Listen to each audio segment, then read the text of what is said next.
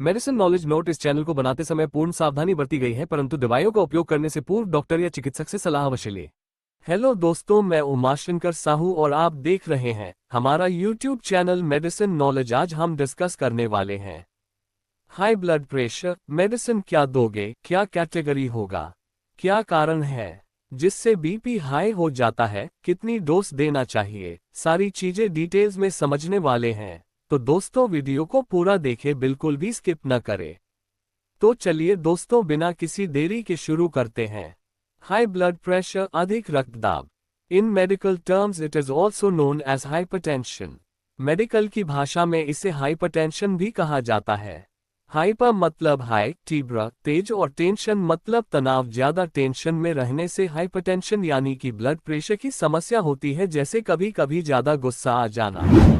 Long is long term medical condition in which patient have to use medicine every day. ये लंबे समय तक चलने वाली बीमारी होती है जिनको नियमित रूप से दवाई लेनी पड़ती है।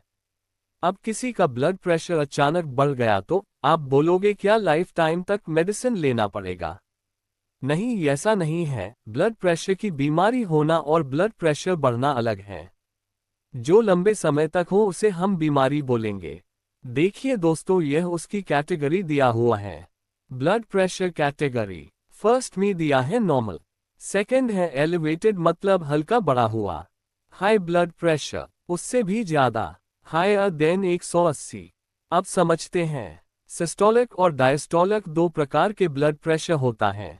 देखिए, सिस्टोलिक का मतलब है अपर, इसको हमेशा HG में नपा जाता है, और डायस्टोलिक मतलब नीचे कितना जा रहा है।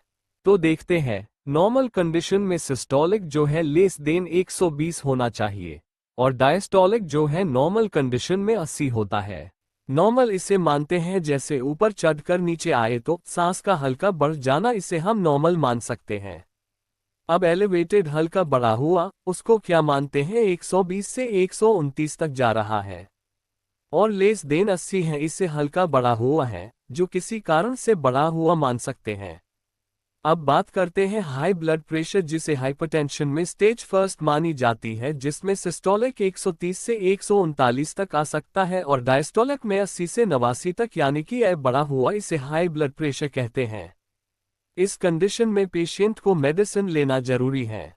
अब बात करते हैं स्टेज 2 की। High blood pressure hypertension stage 2 systolic में 140 अपर वाला और डायस्टोलिक में 90 और हायर देन 100, यानी बढ़ता ही जाएगा।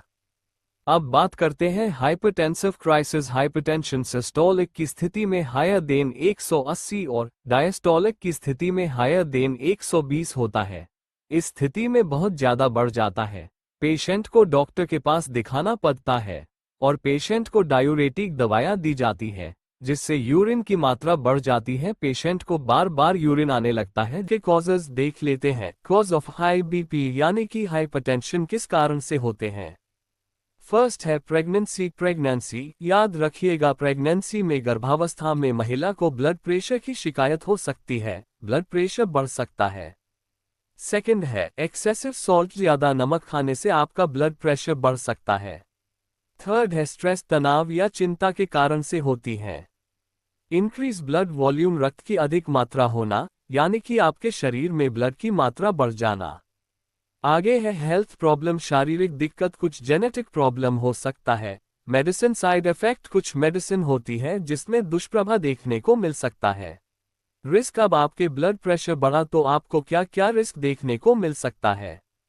फर्स्ट है हार्ट फेलियर, हार्ट फेल हो जाना, हार्ट अटैक, दिल का दौरा, ये रिस्क देखने को मिल सकता है ब्लड प्रेशर के बढ़ने पर। अब इनके मेडिसिन देख लेते हैं। फर्स्ट है लिसिनोप्रिल। लिसिनोप्रिल के नाम से आता है। इसका नॉर्मल डोज है 5 mg, दिन में एक बार लेना होता है नॉर्मल केस में, और हाईएस्ट ब्लड प्रेशर के केस में 40 mg, दिन में एक बार लेनी होती है।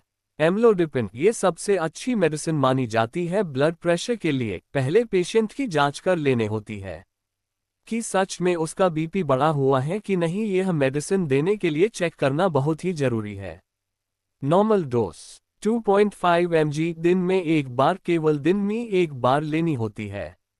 हाईएस्ट बीपी यदि बढ़ा हुआ है तो ओनली रियर केस में 5 mg दिन में एक बार देना होगा। आई होप दोस्तों इतना आपको समझ आ गया होगा। अब बात करते हैं एटेनिलोल। नॉर्मल डोज है 25 mg, ये लोअर डोज है 25 mg, से ज़्यादा इसका यूज नहीं करना है। नॉर्मल कंडीशन में दिन में एक बार लेना है। डोज इन हाईएस्ट बीपी, यदि आपको ज़्यादा प्रॉब्लम है तो 50 mg, इसे भी दिन में एक बार लेना है।